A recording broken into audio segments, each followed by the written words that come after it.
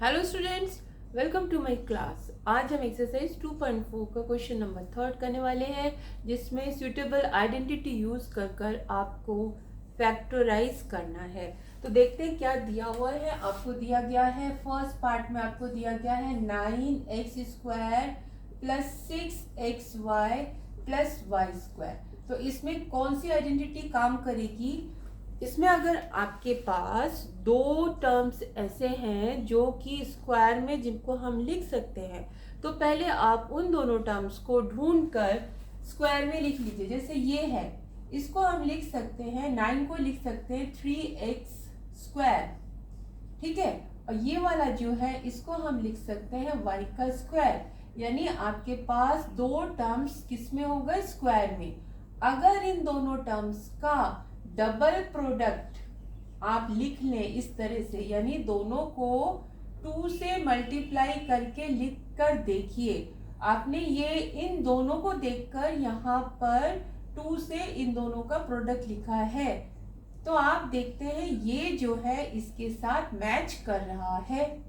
तो it means जब first term and second term का स्क्वायर हो, बीच में दोनों का डबल प्रोडक्ट होता है, तो वो फर्स्ट टर्म और जो सेकेंड टर्म जिनका कि स्क्वायर लिखा था उसका होल स्क्वायर होता है।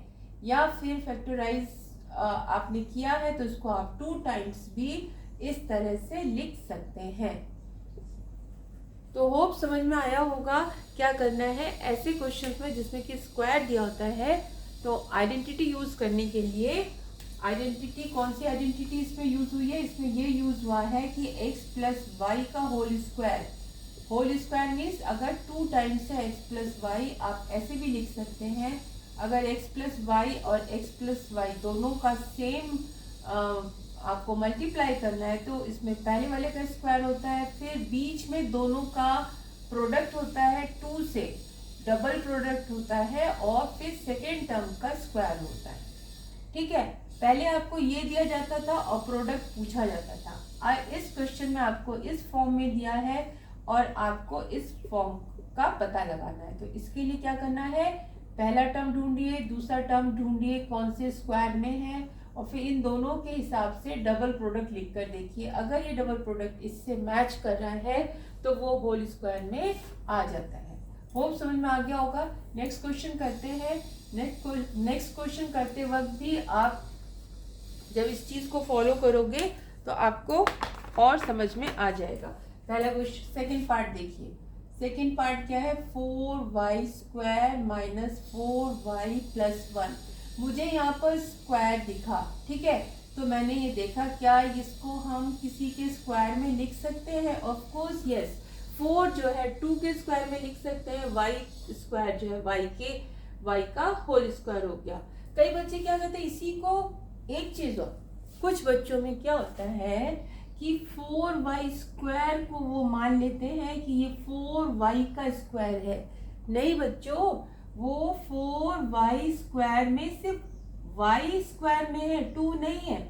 जब इसको हम 2y करके ऐसे ब्रैकेट लगा कर लिखते हैं, तब जाकर वो 4y² के बराबर होता है। 2 का स्क्वायर 4, y का स्क्वायर 4। तो इसमें कई बच्चों को कंफ्यूजन होता है कि 4y² जो होता है वो 4y का स्क्वायर है।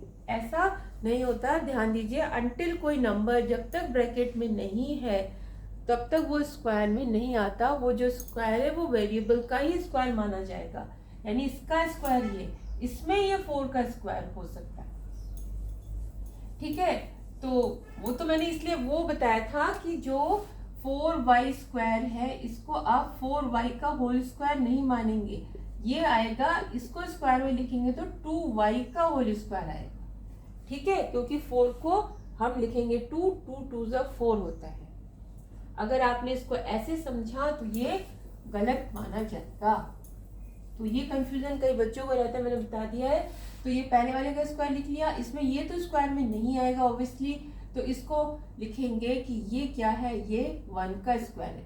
फिर इन दोनों को आप डबल प्रोडक्ट से लिखिए। यहाँ साइन माइनस का तो माइनस ही लिख लीजिए, और हमने डबल प्रोडक्ट यानी 2 लगाया और इन दोनों को लिख लिया और हमने मैच करके देखा कि ये तो प्रोडक्ट मल्टीप्लाई होने के बाद यही आ रहा है। जब ऐसा होता है कि दो चीज स्क्वायर में है, बीच में दोनों का प्रोडक्ट है, डबल प्रोडक्ट है, तो वो फिर क्योंकि डबल प्रोडक्ट माइनस में है तो यहाँ माइनस आएगा और ये आपके फैक्टराइज आपने कर दिया।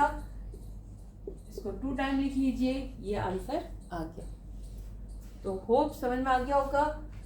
नेक्स्ट क्वेश्चन देखते हैं। X square minus Y square upon 100। इसमें भी देखिए ये स्क्वायर में है, ये भी स्क्वायर में है, बट ये स्क्वायर में नहीं है। इसको लीजिए ब्रैकेट के अंदर 10 का स्क्वायर होता है, तो सिर्फ दो चीजें स्क्वायर में, इसमें डबल प्रोडक्ट नहीं है और वो जो दोनों स्क्वायर में विद माइनस साइन है। जब ऐसा होता है तो कौन सी आइडेंटिटी यूज होती है कि ए स्क्वायर बी स्क्वायर मीन्स दो टर्म्स स्क्वायर में बीच में माइनस में है, तो उन दोनों को हम एक बार प्लस में लेते हैं और एक बार माइनस में लेते हैं। तो देयरफॉर जो आपका एक्स स्क्वायर है और y अपॉन 10 का स्क्वायर है, इन दोनों को भी एक बार प्लस में लिखोगे आप, यानी x प्लस वाई अपॉन 10, और एक बार दोनों को माइनस में लिखेंगे यानी x माइनस वाई अपॉन 10। ये आंसर आ गया। इसमें आइडेंटिटी जो यूज हुई है वो कौन सी यूज हुई है?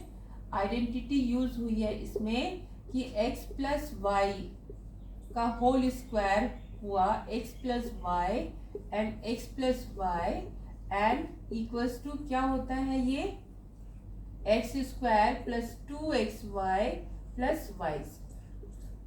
ठीक है, इस आइडेंटिटी के अनुसार ये वाला ये सेटिस्फाई हो रहा था, ये जो है इस साइड को सेटिस्फाई कर रहा है, तो इसका आंसर इस तरह से होगा, यानी 2y माइनस 1 का होल स्क्वायर, या फिर इसको 2 टाइम्स आप लिख सकते हैं। तो वो आपको समझ में आ गया होगा। क्वेश्चन नंबर 3 आइडेंटिटी कौन कौन सी यूज हुई है वो भी क्लियर हो गई होगी।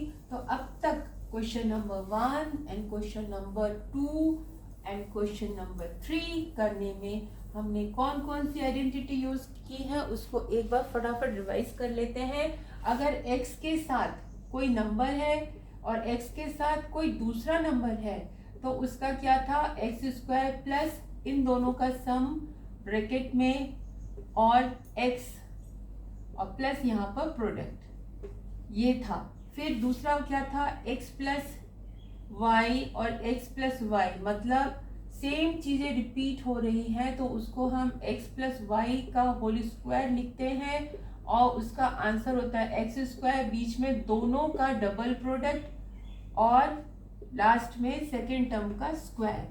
इसी तरह से अगर एक बार प्लस में है और एक बार माइनस में है तो पहले वाले का स्क्वायर माइनस दूसरे वाले का स्क्वायर।